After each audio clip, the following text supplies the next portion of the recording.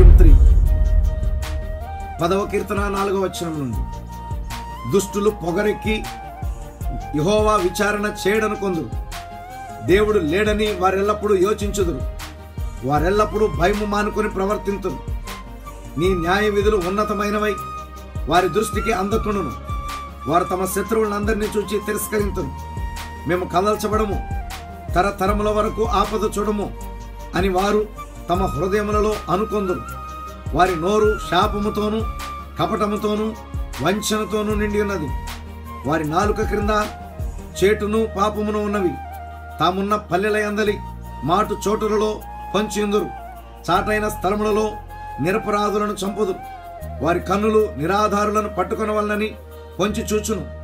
గుహలోని సింహము వలె వారు చాటైన స్థలములలో పంచియుందురు. బాధపడు వారిని పట్టుకొని పంచియుందురు. బాధపడు వారిని తమ వలలోనికి లాగి పట్టుకొందురు. కాగా నిరాధారులు నలిగి వంగుదురు. వారి బలాత్కారం వలన నిరాధారులు కూలుదురు. హెబ్రీయులు 7వ అధ్యాయము అనేటువంటి వర్తమానం. ఇప్పుడు ఆ ధర్మశాస్త్రమును చూసారా? ధర్మశాస్త్రము చెప్పినది నీవు హత్య చేయకూడదు, నువ్వు వ్యభిచరించకూడదు, నీవు దొంగతనము చేయకూడదు. యేసు వెనక్కి తిరిగి చెప్పాడు, నీవు నరహత్య చేయకూడదని పాత నిబంధనలో చెప్పబడిందని మీరు ఎరుగుదురు కదా. కానీ కారణము లేకుండా తన సహోదరుని మీద కోపపడువాడు అతడిని హత్య చేసినట్లే అని మీతో చెప్పుచున్నాను. నువ్వు వ్యభిచరింపకూడదని ధర్మశాస్త్రంలో చెప్పబడినది కదా.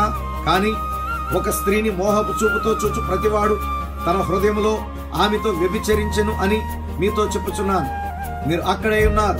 స్త్రీలు ఎలా వస్త్రములు ధరించాలో అది వారికి ఉపదేశించాలి. ఎలా సరిగా ప్రవర్తించాలి. నువ్వు తప్పుగా వస్త్రములు ధరించి పురుషులు మోహపు చూపుతో నిన్ను చూచడం కారణమైతే నీవు శరీరానుసారముగా వ్యభిచరించినట్లుగానే నీవు దోషివై ఉన్నావు. ఆ విధముగా యేసు చెప్పాను. మరియు ఎల్లప్పుడూ పదునైన కత్తుల వంటి కోపము కలిగిన వారు, ఎల్లప్పుడూ ఎవరో ఒకరి మీద ఆగ్రహంతో మాట్లాడేవారు, మీరు జాగ్రత్త. నీవు నీ సహోదరుని గురించి తప్పుగా పలికిన మాటలు అతన్ని చీల్చివేయను. అందును బట్టి నీవు దోషివి. నీవు ఒక వ్యక్తిని చంపుటకు అతని వీపులో కత్తితో పడవలసిన అవసరం లేదు. నీవు అతని వ్యక్తిత్వమును చంపివేసి అతన్ని చంపవచ్చును. అతని ప్రభావమును చంపివేసి నీవు నీ సంఘ కాపరికి వ్యతిరేకంగా మాట్లాడినప్పుడు నీవు అతన్ని కాల్చివేసినట్లే. నీవు అతని గురించి తప్పు మాటలు చెప్పినప్పుడు ప్రజల్లో అతడి ప్రభావమును నీవు చంపివేయుచున్నావు. అందును బట్టి నీవు దోషివి. యేసు ఏమి చెప్పెను?